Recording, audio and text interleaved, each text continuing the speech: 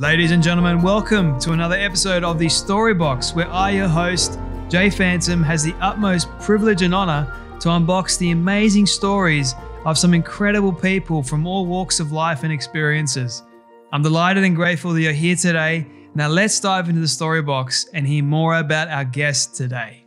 Well, everyone, I'm delighted to welcome Michael Chandler to Story Box today. Michael is a ×3 MMA world champion, and his list of accomplishments include, but are not limited to, an All-American honors, and became a leader of his team 2011, 2013, and 16 Fight of the Year nominations. A list more of his list of accomplishments: 4-time NCAA qualifier, Division 1 All-American, 2-time runner-up as I can't read the Roman numerals, sorry. Big 12. Big 12. There you go. Thank you for the save. Championships, 4-year starter, 100-year career wins. I'm pretty sure that number has since increased. Yep. 2-year team captain, most wins in Bellator history. Now, can you explain to the audience real quick what Bellator means? So in mixed martial arts, we have different leagues or promotions. So there's the UFC that started back in 1993. So they have more of that name recognition because they've been around the longest.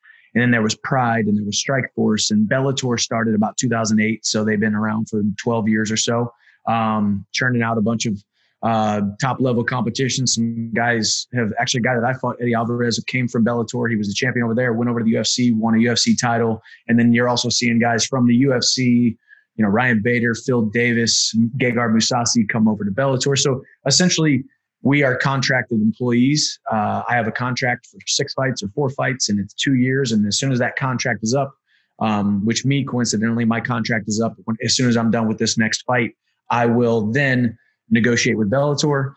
If we don't come to an agreement, I will go and negotiate with the UFC, PFL, ONE FC, all of the different organizations around the world. Right. Okay, cool. Mm-hmm. I'm sure we'll get into that further down the line because I'm very interested in all this. In Bellator history, you've got the most submission wins in the lightweight division, most knockout wins in the lightweight history, 3-time Bellator lightweight champion, ranked top 10 in the world. Michael, it's an absolute pleasure to welcome you to the Story Box today. Yeah. Yes, sir. Thank you very much. I'm excited to be here. It's an absolute pleasure, my friend. I've got one question that I love asking people before we dive into your backstory and why you do what you do. And that is, what does success look like to you? I think, if you would have asked me a decade ago, it would have been different. If you would have asked me 5 years ago, it would have been different. But today it's just continuing to realize that human beings have an unlimited amount of potential. We have so much more potential and so much more talent and so much more gumption and so much more ability within us that we were created with.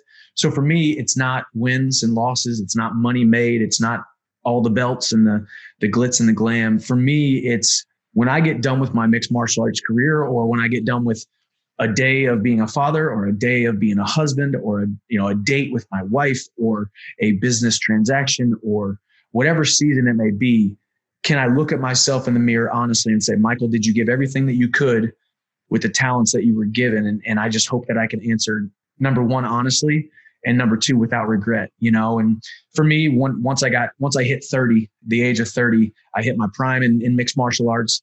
But eventually, once you hit 30, you realize you're closer to the end than you were at the beginning.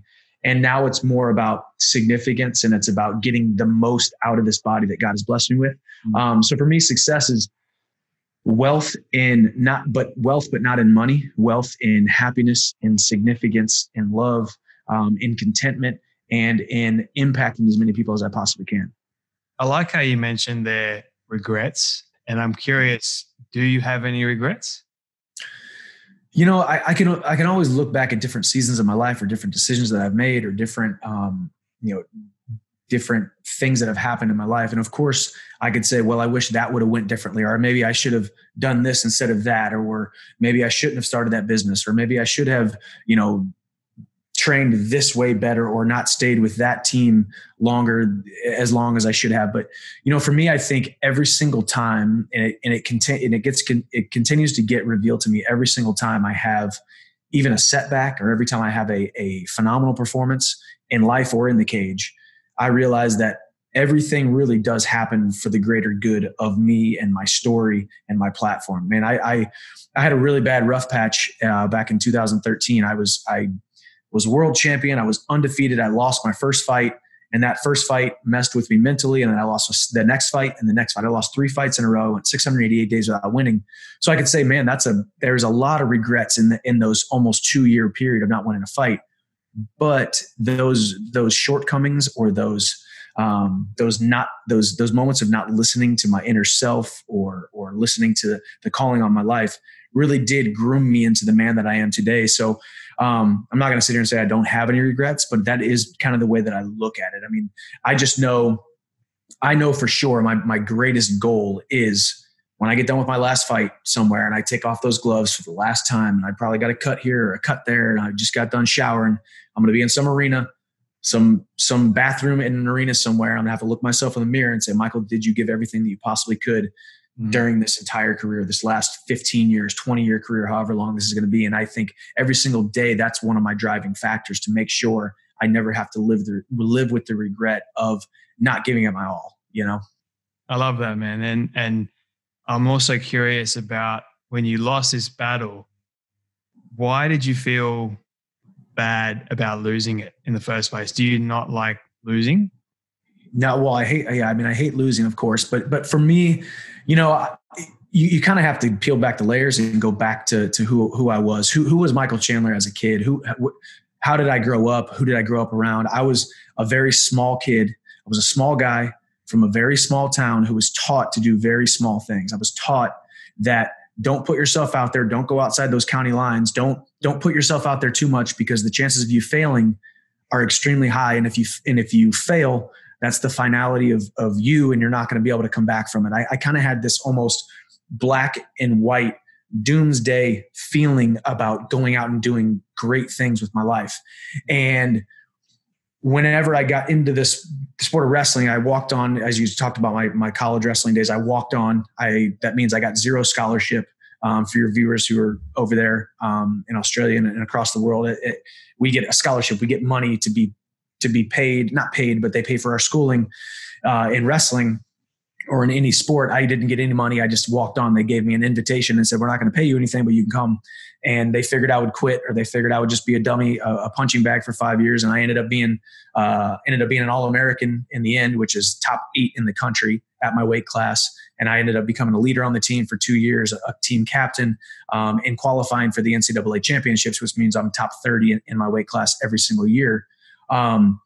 But I always found a way to self-sabotage myself. I always found a way for that little guy from that little town who was deeply embedded inside my heart, my soul, my mind. Every time I got close to winning or doing well or outperforming my view of myself, I would somehow find a way to lose. And eventually, when I got done with my senior year of college, and I was happy that I was an All-American, but I knew I underperformed, I said, man, I'm not going to ever let this happen again. I got into the sport of mixed martial arts. I won my first 12 fights, won a world title. I'm top 3 in the world. I think I had 9 finishes of my 12 fights, and 7 of those in the first round. So to say that I got shot out of a cannon and I learned how to win fast and quick and in a dominant fashion is somewhat of an understatement. But when I lost that first fight, that little guy from that little town crept back up and said, I knew you were an imposter. I knew you weren't going to be able to do it. You know, we knew that what the media was saying about you, you knew it deep down. It wasn't, it wasn't who you were. You're not a champion. You're a small guy. You go back to Missouri. You're a failure. You're this, you're that. And it was that inner dialogue that got to me. And so then after that loss, all I wanted to do was 3 things. And I talk about this when I do keynotes around the country is number 1, I hid. I was up for fight of the year. One of the fights that you kind of said in the intro, I was up for fight of the year, World MMA Awards. They wanted me to come, show my face, walk the red carpet, get on the mic, accept the award for fight of the year, and also present an award. I said no. ESPN, Ariel Helwani, all the biggest names in mixed martial arts were calling me, hey, phenomenal fight. Can't wait for the rematch. Will you do an interview? My answer was no. I wanted to hide myself because I was so just honestly just embarrassed of losing. So that was the first big mistake I made. Number two, the second big mistake I made was that I had skill amnesia, and I forgot all of a sudden when I lost that fight, I forgot how good I was, how fast I was, how explosive I was, how great of a fighter I was. I forgot about all my past performances, which were phenomenal performances. And I hung my whole career, my whole life, my whole personal self-image on that one loss. And then the third mistake I made was like, I found comfort in that self-pity of, okay, well, I'll make a joke about this. Sometimes you win, sometimes you lose 3 in a row, or it was this coach's fault, or it was that coach's fault, or it was in business, we call it, we blame it on the economy, or for a guy like yourself in media, it's COVID-19. This is the reason. We all find these self-pity reasons why we didn't accomplish our goals. And those are the 3 big mistakes that I made. And I've since admitted them publicly on public forums. And I think it's really helped me realize that you can't do those 3 things. You have to own that loss. Don't be afraid. Don't be afraid to wear it, because that loss is my loss. It's not yours. It's not my wife's. It's not my coach's. It's not anybody's. It's mine. And it's going to be something that's going to propel me forward. Secondly, I'm still just as good of a fighter, whether I win or lose. And thirdly, you got to surround yourself with people, places, things, and literature that's going to build your mind up so you don't fall into that self-pity. I love how you mentioned all that, man. Like it's very, very powerful for people to hear. And I want to unpack it a little bit because it sounds like you grew up and you were basically placed in a cage, and you weren't able to go outside of that cage. And in order to sort of kind of rebel a little bit towards it, you went into wrestling, and then, but I think we all have those little demons inside of our minds telling us that we can't do something if it's too big. And we sort of get in this comparison syndrome, looking at how good other people are. And we look at ourselves, and we look at our upbringing and how small and insignificant we are. Because I feel the same way, like when I look at my own life, and I grew up in a lower class family. My parents didn't have very much. And I grew up in this very small school, very small environment. And it was almost like I did not want to go outside of that because it was comfortable. Mm-hmm. And I almost told myself that I couldn't. And then now I'm able to speak to people all over the world that are doing amazing things. And I never even thought that was even possible, because I had told myself that it wasn't. And so I think it's an important thing for people listening to understand that you can tell yourself that you can do it, but you've got to make the choice to. Yep. And I have a saying that I often tell people is, if you say you can't, you won't. If you say you can, you will. Yep. So make the choice too. And I want to ask you about breaking that self-pity. So what did it take to break that self-pity? Well, I think the most important thing in life and I'm no philosopher by any means, but for me, the biggest thing that I try to hang my hat on now is just accountability. Realizing that it doesn't matter what the economy is doing, who the president is, or what bad things may befall you.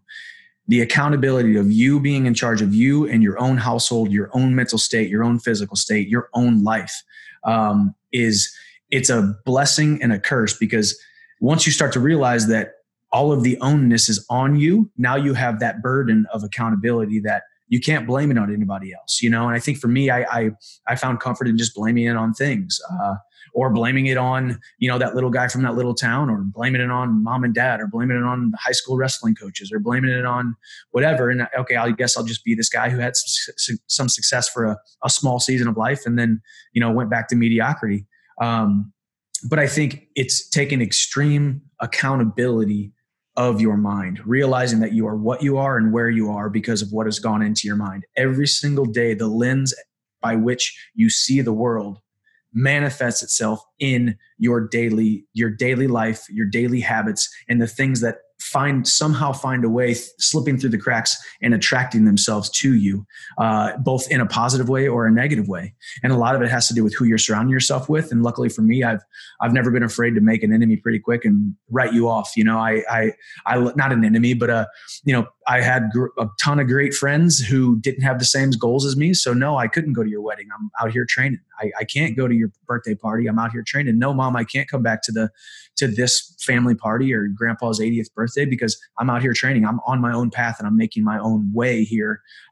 So I almost had to, like you said, rebel because I was also taught, it wasn't just that I was taught that I was supposed to do small things, but I was also almost taught, not necessarily directly, but indirectly by conversations that I was around or the people that I was around, that success, money, fame, platform was almost a negative thing. It was almost a bad thing. You know, it was almost like, well, the rich people are just, they only think about themselves. They don't help anybody else. They just worry about their own money and they want to make more of it. While us little people just sit here and scrape by. Or, oh, the really successful guy over there, he's not gonna help me because I'm just little old me. And he's a selfish, egotistical, arrogant, self-centered, successful person. And what I realized by going to college and surrounding, I went from small town in Missouri to my college was only a couple hours away. So I was still in Missouri, but I had a roommate from North Carolina. The guy across the street, the guy across the hall from me was from California.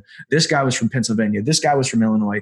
We had this hodgepodge melting pot of kids, young men from around the country. And you realize, holy cow, people outside those county lines are a lot better than I thought. And then all of a sudden, my Bible study leader is an orthopedic surgeon who's probably making $500,000 a year, and he can make $50,000 in one day doing a surgery. And not to talk about his money, but realizing that the amount of money that he made actually made him a better person because I saw how he was donating his time, his money, his energy. He was philanthropic about all of the blessings that God had given him. And it was almost like this switch that flipped. And I realized that success is how you help people. You don't help people by being broke, poor, sick, tired, and put into a box. You help people by creating so many resources in your life that you have the abundance, and then you create this abundance mentality where if I have 5 of these things, I don't need 5 of them. I'm going to go ahead and keep one, but 4 other people are about to get blessed. And I think you just grow, you mature, you break generational curses, you break that bondage, you break the chains, you lift that weight off that you were taught as a young child. And it was just a long, long process. And I'm 34 years old right now, and I haven't figured it out yet. I still got that little guy from that little town inside me. And I think it's important for the viewers to know that I can almost promise you and guarantee you that little guy from that little town who was taught to do little things will always be inside here.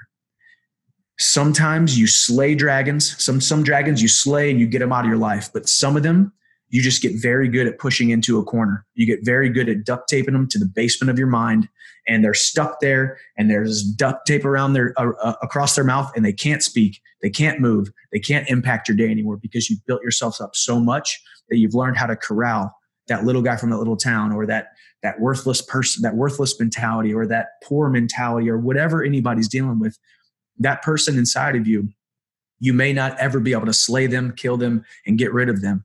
But you can just get good at corralling them and putting them into a corner where they don't affect your daily life. I like how you're creating an analogy because you are a fighter and you're talking about fighting with your own inner self. And it's like you're trying to be better than your inner voice that is trying to out wrestle you and outbeat you. And it's like, are you going to actually win? And you're telling me that you don't like losing.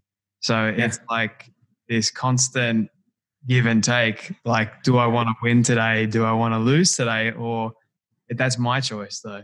And I like how you mentioned, I want to go a little bit towards the faith aspect as well. And how you mentioned your Bible study leader, God as well. Because I personally, I'm a Christian, brought up in a Christian home. So I know and I can relate to a lot of the teachings that you've probably been taught as well growing up. And I like how you mentioned this guy has all this money, but yet he's successful because he serves. And I think the ultimate example in the Bible of the most successful being that ever lived was Christ, because he exemplified this idea of service. It's others before self. It's learning to be selfless so that others can see and you can help others as well. And sometimes, like for ourselves, we got to be selfish a little bit so then we can be selfless. Yes. I think that's also okay, because if you can't help yourself, how are you going to help others?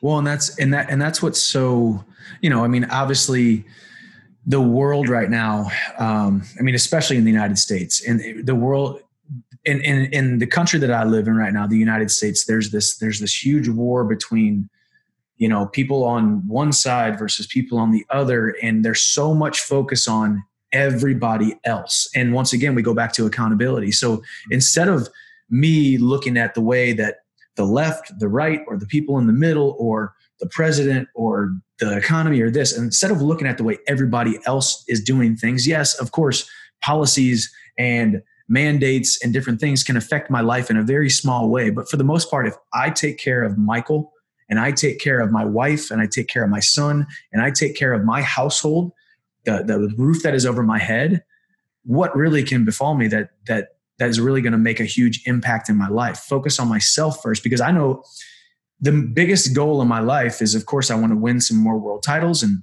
provide for my family, but I want to be the best father and husband that I possibly can. And I can't do that if I'm worrying about politics or the left, the right. If I'm focused on all those other things, that's sucking the life out of the father and the husband that I need to be. And it's, and it's interesting too, going back to your point about not wanting to lose and not wanting to lose that battle to that inner person. It's also kind of the Sun Tzu mentality of know thy enemy better than you know thyself. And it's also realizing that I know that little guy from that little town who was taught to do little things has a huge impact on me. So therefore it keeps me on my game even more, realizing the things, the snares that so easily entrap me, or the things, the stumbling blocks in my life, or the people in my life that make me feel a certain way or want to do certain things. I know all of those temptations. So therefore, how do I safeguard myself every single day and stand guard at the gate of my mind? I like how you mentioned the know thy enemy more than you know yourself. And I've always been curious by that saying, because is that actually possible, to know your enemy more than you know you? I mean, and the funny thing is, and I've always operated this way. Every time somebody talks to me, or I'm doing a pre-fight interview, we talk about, okay, hey, your opponent has this, and this. He's got this many wins, or this many stoppages, or this many whatever. And I really always just say, I spend 90% of my time focusing just on myself, So I don't look at my fight career like that Sun Tzu quote with know thy enemy as better than you know thyself, because I know if I show up with my attributes, my gifts, my skills, and then 10% of the time I focus on, okay, he's good at this, and this, and we need to stop that. And I'm going to put myself in the best situation possible to be successful. If I just stop those little things and I just be Michael, be the fighter that I am with the skill set that I am. And this is the easiest path to victory, to be able to go out there and win. So, I think in life, yes, I've grown enough to look at the different aspects of my life where I feel like I know what that thing, that person, that scenario, that feeling, how that makes me feel, or it makes me act, or it makes me want to be great or be, give up. So those things, learn as much as you can about who you are when those things are affecting you, to be able to thwart those down the road. That's really good. I like that. I want to take you back a little bit to why you decided to start wrestling in the first place. Like, what was it about wrestling that you liked the most? Well, I think once again, we go back to that little guy from that little town. I was a little guy. So I was 100 pounds soaking wet in my freshman year of high school. So being on the basketball team, I was on the football team, but I rode the bench. I played football 3 years of my 4 years in high school, and I started my senior year. I got 2 touchdowns, but we had a bad football team. We had a great wrestling team. So I was just, by default, I was a small little guy who was very small. I was very light. I was 100 pounds. So I wasn't going to be a linebacker or the best receiver, because I was only 4'11", so it was almost by default that wrestling, a sport that is broken down into weight classes, I could get into that 103 pound weight class or the 112 pound weight class and wrestle other guys who are 112 pounds instead of the 300 pound lineman or linebacker from, one of the biggest schools in the state. But then obviously I realized that, but I think the thing that really drew me to it, and it's also what draws me to mixed martial arts, is once again, the accountability. I mean, the weight of the world is on your shoulders. When you're out there in a wrestling match, it's just you and it's me, and there's a referee here, and he's probably not going to really change the match that much, even though a lot of people like to make excuses about referees and judging and this and that. But for the most part, it's on me. If I go out there and win, I won. If I go out there and lose, I lost, So I just love the finality of, in a football game or a rugby game or a soccer game, any of those sports, there's 1,000 different scenarios over a 45-minute period where if, the forward could have done this or the goalkeeper could have done that, and you can kind of just blame it on other people, and there's not as much accountability. I love all of those sports. I just think the most accountability in any sport in the world goes wrestling, and some of these other individual sports like golf and some of those other ones. But I love that aspect of it. I love the accountability. I'm a carpenter's son and a secretary's son. As I said, my mom and dad are still working to this day, and they are amazing blue collar people. My dad pulls himself up by his bootstraps every single day at 5 a.m. My mom was working 2 and 3 jobs when we were kids. My dad was working side jobs to make sure me and my 2 brothers had everything that we ever needed in life. So I kind of had that blue collar, outwork everybody mentality. And they always taught us accountability. Maybe we didn't have the highest aspirations set on us that we could go do great things, but every day we were going to do what was right. We're going to try to get good grades. We're not going to get in trouble. We're going to be good, good little boys. I had the same experience, man. Yeah. Right. And it's one of those things, you grow up with great values, great work ethic, which sort of sets you up for later in life. When was the moment that you realized that you could make wrestling or mixed martial arts as your career, your main career? Well, I mean, as soon as I got to college, cause I wasn't a great high school wrestler either. I kind of similar to college. I qualified for state in high school 4 years. I finally became a state placer my senior year. Same thing with my college wrestling career. But, I was just constantly fighting that little guy from that little town mentality. And, I walked on and ended up getting a scholarship my second year, a small little scholarship. And then the scholarship got bigger and bigger to where I finally didn't pay for college my senior year. But I think during college was when I really realized I was, cause I still to this day, now I'm 34 and I'm talk to these 22, 23, 25-year-old kids, but they're men, but they're still kids in my eyes. I'm like, trust me, this is a marathon, not a sprint. This career's effectiveness and platform is over a 10, 15 year period. So you have to be there for the longevity. So when you're 24 years old and you're worried about a loss or you're worried about this, that, or the other thing, realize that you're not even going to be a real man and feel like a real full-on man athlete until you're at least 30 years old, when you hit 30 years old. So for me, once I got into college and started to progress and mature, and I was 22 years old, I started to my body started to fill out a little bit. I was a late bloomer. I didn't have hair in my armpits till I was like a senior in high school. And then finally I started growing up a little bit and then hitting the weight room and doing 2, 3, 4 sessions a day and just in enveloping my entire life. Wake up in the morning, wrestle, go to class, wrestle again, go to class, wrestle again. And I did it for 5 years straight. And I missed out on the partying and the college experience. But what I gained was the accountability of knowing when I got done with my senior year, the only thing that held me back, it wasn't the hard work. It wasn't lack of work ethic. It wasn't anything. It was just that mentality. So then I started working on the mentality and, built it up when I got into mixed martial arts, and then had a small misstep there and then kind of built it back. And it made me even mentally stronger than I am today. But obviously wrestling, we don't make any money. But I had 2 guys, if you follow mixed martial arts, Tyron Woodley and Ben Askren, both of those guys wrestled in college with me. Tyron was a senior when I came as a freshman, and I was his kind of his wrestling dummy, because he knew I was the kid. If he called any time of day, I would come work out with him. Then he started fighting, doing amateur fights, and then started doing pro fights and making money and he got into Strike Force. And then Ben Askren, who I was a teammate with for 2 or 3 years, he started fighting right away, pro fighting and making a little bit of money. I'm like, shoot, that's seems like a pretty good career. The sport of mixed martial arts has taken off big time. I'm a tough, hard-nosed, hard-working wrestler.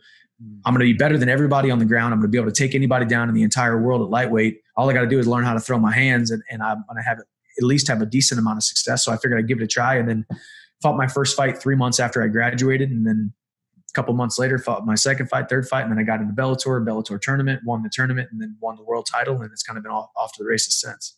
Wow, man. Like I'm curious to know, you mentioned there for a moment that this idea of manhood, like being a real man. I want to ask you for a moment, what in your opinion what does it mean to be a real man? And then what does real strength actually look like? Yeah. I mean, when you think about we were speaking about just purely physical and athletic performance. I mean, from that performance or that performance aspect, I think everybody always talks about mixed martial arts as a young man's game. But if you look at every single big name in the sport, they're post 30. There's very, very few times does a guy like John Jones come in at 20 something years, early 20s and win a world title. Max Holloway got in the UFC at 19 years old. Conor McGregor is an anomaly in and of himself, and he found his real big success before 30. But for the most part, it takes a long time, and you got to build yourself into this body. And so from a physical aspect, it's about having the patience and the persistence up until your gumption, your mind, and your goals meets up with your physical attributes. But as far as being a man, to me, once I became a husband and a father, realizing that we were put on this earth going back to what you said, to serve. My favorite thing about being married is the joy that my wife gets when I just do something for her, or I remember a date, or I remember this, or I set up a date, or I get her flowers, or I do something that is just an act of service or words of affirmation to tell her just how much I absolutely love her. And then it even got compounded even bigger once you have a child. And we adopted our son about 2.5 years ago, almost 3 years ago at this point. And taking the responsibility of another human being's life and realizing, and I think the biggest detriment to almost every single person is if a parent looks at a child like it's just having a child, or just another task, or just another thing that they have to do. Realizing that having a child and taking the accountability, and realizing that, yeah, there's going to be different circumstances. Maybe it's up to chance, fate, God's plan for his life. But for the most part, me and my wife are in the driver's seat of how he's going to think, the success he's going to have, the money he's going to make, the people he's going to impact, how he sees himself, how he sees the world. And I don't think people truly understand how much of an impact being a parent is, because they just think, well, as long as it doesn't die, I'm going to take care of it. And as long as he doesn't die, he's going to be fine, right? He's going to go to school and he'll get education and he'll get a job someday. And it's like, but it's bigger than that. It's so much bigger than that. And I had amazing parents, but I want to be better than they were. I want to be 10 times better than they were. I want to be the best dad in the entire world. And not so somebody could say, man, you're the best dad in the world, because it's more about someday when my son is old enough to realize what being a man is. He's going to see me laugh. He's going to see me cry. He's going to see me serve. He's going to see me stand up for what is right, stand up for and stop what is wrong. And he's going to see all of these different decisions. And no, I'm not going to be perfect, and I'm not perfect. I'm a failure every single day in certain aspects, but I'm going to admit it, and I'm going to say sorry when I am. And these days, the greatest accomplishments in my life are when I get an Instagram message and nobody talks about fighting. They only say, man, you're an inspiration because of this, the way you love your wife, your son.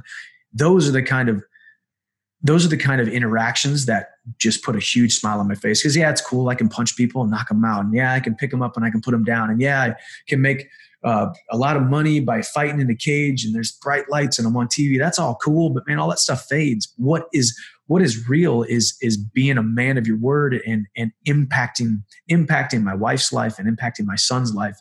And then along the way, impacting as many other people under my household. We can talk about the household again, everybody outside of my household, while still never wavering from those two being my number one priority in life. I love that, man. How did you actually meet your wife, and what has she taught you that you hold dear to your heart? So it's actually really funny. I'll take a really long, big story. It was a seven-year story, but it's a long, big story. And I'll try to put it into a little quick 30-second blurb, but go back to my Bible study leader. One of his best friends was a dentist in town. I knew who that dentist was because I knew of his reputation in town. He led numerous Bible studies around town. He was a church leader at one of the churches, just a phenomenal man. The other Bible study that I went to on campus, 4 or 5 of those guys or girls would go to his house and they'd have like little parties and they'd make ice cream. And he was just this amazing, amazing man of God. Like everything that you wanted to be in a man. And I said, man, that dude is awesome. And then all of a sudden, I get my tooth chipped my sophomore year or my freshman year. I go into his office and all of a sudden I see that man and there's this beautiful little brunette sitting next to him on these family photos. And I said, holy cow, he is amazing. She is beautiful. So I looked her up on Facebook, of course, and then it was just like little drop here and there, little hints. Then the next week I'd go to the Bible study. They say, talk about this Brie Willett girl. I'm like, that's that girl. That's that girl. That's the girl. They're talking about the girl. And I try to like insert myself into the conversation. Oh, who's she? Where's she? Oh, she goes to school in Indiana or blah, blah, blah. And then long story short, I'm like, this is going to happen eventually. Like, and of course I dated other girls. I wasn't like hanging my hat on meeting this mysterious girl someday. I hoped it happened, but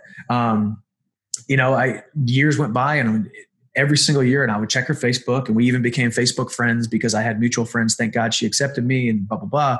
And then I'm like, eventually I'm going to meet her. Eventually I'm going to meet her, and never ended up meeting her. And finally one day I was like, man, I'm just going to send her a little Facebook message. Sent her a Facebook message. She was applying to residencies all across the country to go into PA school. Or no, she had just got done with PA school. She was about to go into residency after. And so she's like, hey, I'm getting off Facebook. Here's my email. So we emailed back and forth. And I'm not joking. I would email her and she would take 4 weeks to respond. And then I'd email her back within 10 minutes of receiving it. And then it would take her another 5 months. And I'd email her right back. And then finally I like wore her down. I'm like, hey, you want to get some ice cream? You want to get some coffee? And you like, and like, thank God, like I said, I had these mutual friends that she respected, and we finally went on a date, and I seriously fell in love with her right there. And we've been together now for 7 years. We'll be married. We're married this year for our 6th year. So it's been amazing.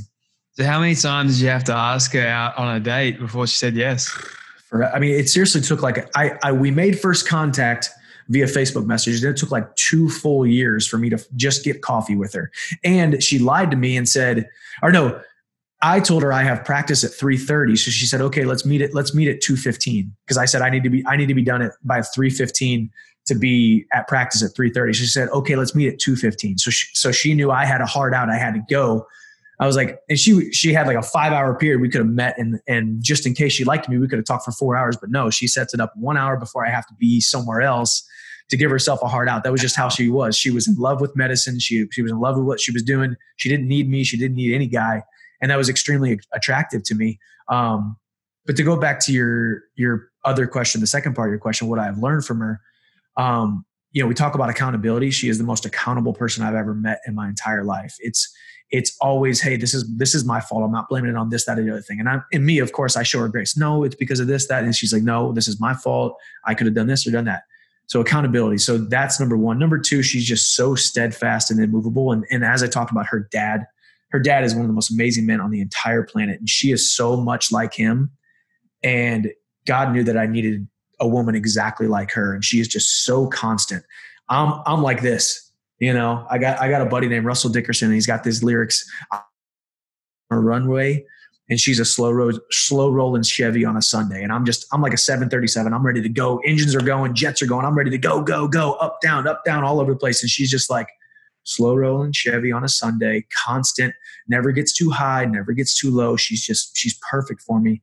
And then just to watch her as a parent, she's even more consistent than I ever thought a parent could be, dealing with the ups and downs of a 1-year-old, 2-year-old, 3-year-old now. And just her hard work, her dedication, and then just her selflessness and service to me. Her goal every single day is to just make my life as amazing as it possibly can be. And that in turn makes me want to do the same thing for her. So those are kind of the things that I love the most about her and what she has taught me. And I learn new things about her every single day through every new season. and she's a rock star, man. She's an amazing, amazing human being. God has blessed me so much. That's amazing, man. I'm curious about how you actually won her over. I don't, it's funny. I think, like I said, luckily I had mutual friends. So once again, for you men out there those of you men out there who want to meet the special someone, make sure you're not pecking around with the chickens if you want to soar with the eagles. Right. So luckily I had those. Yeah, there you go, man. Like exactly. Like if I didn't have those 3, 4, 5 mutual friends that she respected, loved, that they were Christians, they were in my Bible study and that, if she didn't know that about me, maybe she doesn't accept my friend request and I never meet her. I'd really have to stalk her, and then her brother made a joke because that morning she had just she worked the night shift the night before. So that means she worked like 8 p.m. to 8 a.m. She got off work at 8 a.m., slept until like noon and woke up. And then her brother was like, making lunch while she was just having her first cup of coffee. And he's like, well, maybe you should just do it. Like, what if he's your husband? And she's like, yeah, right. And like, luckily when I talked to her brother Landon about it, it's like, he really did make that comment. And she's like, okay, fine. I guess I'll just go. Like it's been 2 years now and the guy hasn't shown any red flags. He must not be that big of a weirdo. So I'll give him 1 hour. And luckily it just worked out. And now I fell in love with her. And I just told her, hey, from that moment on, I was like, this is it. Like, let's be together. And we've been together ever since. So you guys around the same age? Yeah. She's about 1.5 years older than I am. Okay. I've always been curious about the age factor. Is age sort of like a difference because, women mature faster than men do? Oh yeah. Yeah. Well, and she had never dated a younger guy too. And of course I'm only basically a year younger, but she had always dated older because for that simple fact that she was mature for her age and all of us were down here like, oh, Nintendo and freaking fart jokes. And, so of course, she's like that. I think that was seriously one of the things. Number one, I was a fighter. So I had some kind of pent up aggression issues. Number two, I was on Google at that point in time because I was already world champion. So she thought all girls were probably, hitting on me and trying to get at me or whatever. And then number three, like I was younger than her. So I had like 3 strikes right away. So that's why it just took so long, so, but never grow weary in doing right and continuing to be in that pursuit, Does she ever tell you that she's worried about you going and fighting? Like physically or just win, lose? Physically fighting someone else. No, she just knows. She knows. And I think I rub off on her too. I mean, that's what we do as spouses. We rub off on each other for good or bad, better or worse, but I think I rub off on her in my mentality is that I promise you. And I told her that, and I tell her that all the time because we do training camps away from each other. She's in Nashville right now and I'm in Florida. So if I'm down here making sacrifices, and I promise her every single time, I'm going to work my hardest. I'm going to do things right. I'm going to do everything right because when I step into that cage, I will know that I had left no stone unturned and I will have made every right decision to be able to be successful that night. And if it's not in the cards, it's not in the cards. If I win, I win. Praise God. If I lose, I lose. It wasn't in the cards. We still got to praise God, and, so I think that has kind of rubbed off on her, but man, she gets nervous as heck, man. Like she can't eat or drink. It's like she wants to have a glass of wine to take off the edge, but then you can't have a glass of wine because you're kind of on edge and it runs right through you. And like the physical manifestation of it's your favorite person in the entire world going to get locked into a cage for 15 or 25 minutes with another man who wants to rip his head off. I mean, I get nervous watching my training partners and friends fight, and I'm not married to them. They're not even top 15, 20, 40, 50 on my list of favorite people in the world. I can't imagine watching my favorite person in the entire world go out there and not just compete, but compete in something where they could, get injured or get hurt. So she never uses the word scared or fearful or whatever. She's so strong, and I can feed off of that. And we just, it's worked out really, really well. Just coincidentally, my first fight with her, I knocked the guy out in like 45 seconds. And then right after that was when I went into that 3-loss streak. So she's been with me when I was world champion. She's been with me when I was, nobody and I was written off. And so that's great too. We have that feather in our cap to be like, man, we've been through this, we've been through that, and we're rock solid, baby. Incredible, man. Absolutely incredible. I've got a couple more questions for you, dude, if you don't mind. Really enjoy this. No, of course. By the way, What would you say is your biggest fear currently? I think that's my biggest fear is still, I think, going back to not getting everything out of this body and these abilities and these blessings that God has given me. You know, I mean, everybody always asks me, you know, because I have this persona on Instagram or on social media where everybody's like, man, you work out so hard. It's just different. When they watch my videos, they're just different. There's a different level of intensity. There's a different level of pain. There's a different level of exceeding those comfort zones than most people are willing to do. And it inspires them, luckily. But for the most part, I get asked the question all the time, how do you stay motivated? How do you stay inspired? How do you stay built up? And for me, every single morning when my head comes off that pillow, I thank God for another day to have 2 capable legs, 2 capable arms, and a well-enabled body to be able to go out there and not just do something. Like what I'm doing is really cool. Like men are drawn to it. Women are drawn to it. It's the epitome of life's struggles all inside of a cage. Win, lose, or draw. It's this beautiful masterpiece that is being painted that so many people can relate to. Even people who don't like mixed martial arts can in some way or another relate to it. So I realize the platform that I've been given. I realize the opportunity that I've been given, not to mention the fact that I have some amazing gifts, some physical gifts, some mental gifts. And as I said, these 2 capable legs and 2 capable arms. And I have so many friends who don't have well-enabled bodies, or they weren't given the opportunities that I have, or don't have the platform that I have, or don't have the, you know, the X, Y, and Z that I have in my life. And the only way that I can discredit these blessings that I've been given is to not give it my all every single day. Luckily for me, it's never been hard for me to give it my all. It's never been hard for me to do the extra rep. It's never been hard for me to do the extra mile, to run through a brick wall for my coach if he wants me to. So I think my biggest fear is just going out into a performance or getting at the end of my career and looking back and saying, man, that was not me. That was not Michael Chandler in there. That was a subpar performance mentally, physically. I just didn't have it that night, you know, and so you train every single day. You train your mind, you train your body, you train your spirit, you train your soul, to be able to mitigate that risk whenever you step inside that cage to have a negative performance or get done with your career and have those regrets. Love it, man.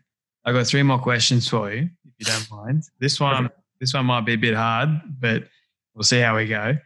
And I've only asked this question to 3-4 other people, so we'll see how we go.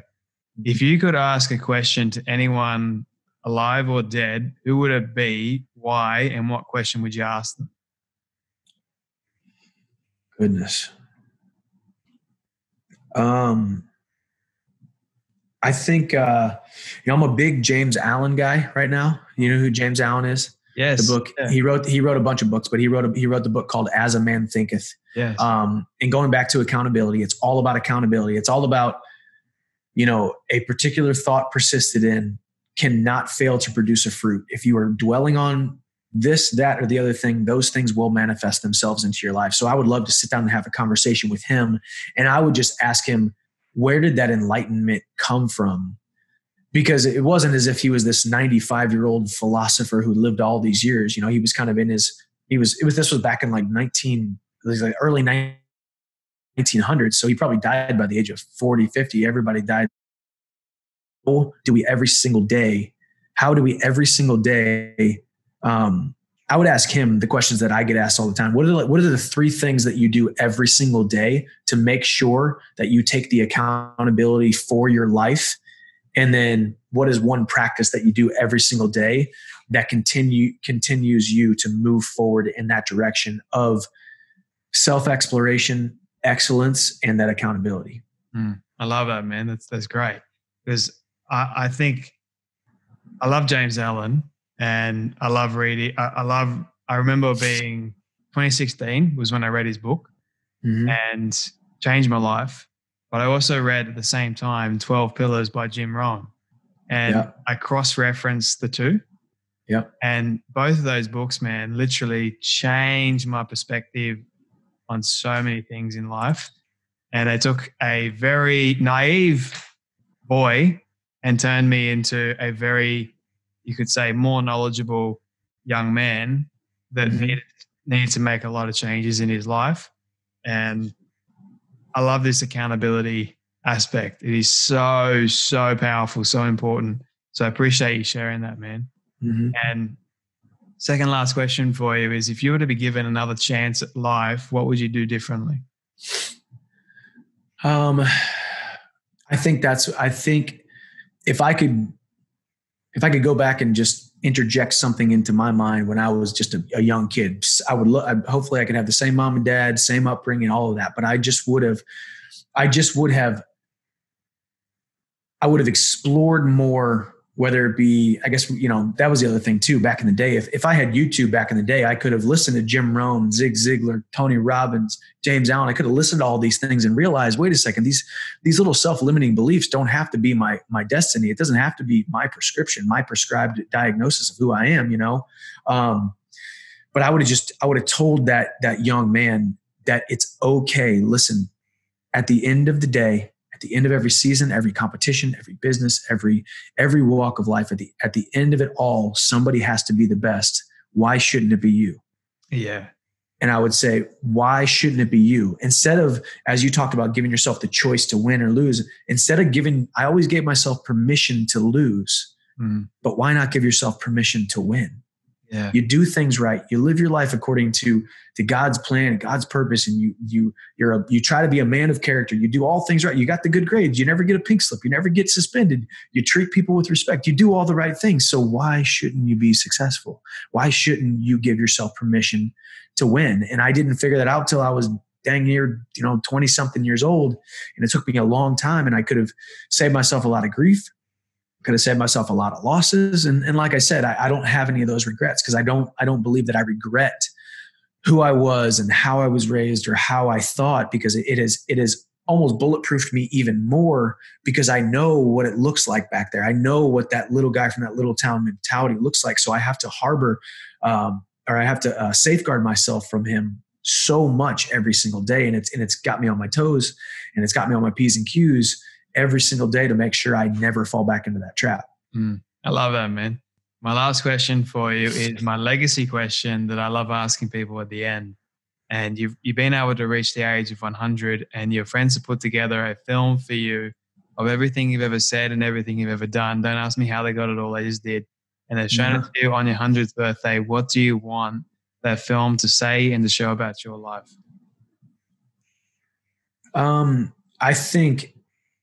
I think it starts with, that little guy from that little town, the guy who was taught to do small things, but because of the people in his life, and because God had him in the palm of his hand his entire life, that he was able to break those chains and go out and impact people.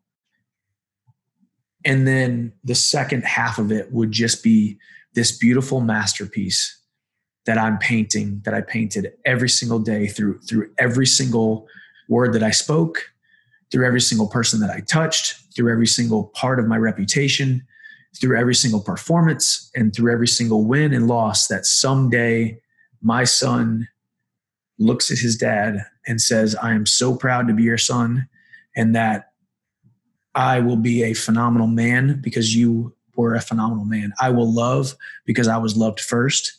And I will serve because I was first served. And I think that's becoming a father has just become the most amazing experience of my entire life. And my son deserves every great thing that comes his way. And he deserves a dad who wants to live with so much purpose that I can't even sleep at night because my dreams are so big. Wow. I feel like it's a powerful way to sort of end that conversation. Yeah, man. Don't make me think about my son, dude. It's like, we're getting vulnerable now. It's great. Yeah. Yeah. I almost don't want to stop. It's, but dude, thank you so much for your time. Thank you for your story. Thank you for your vulnerability.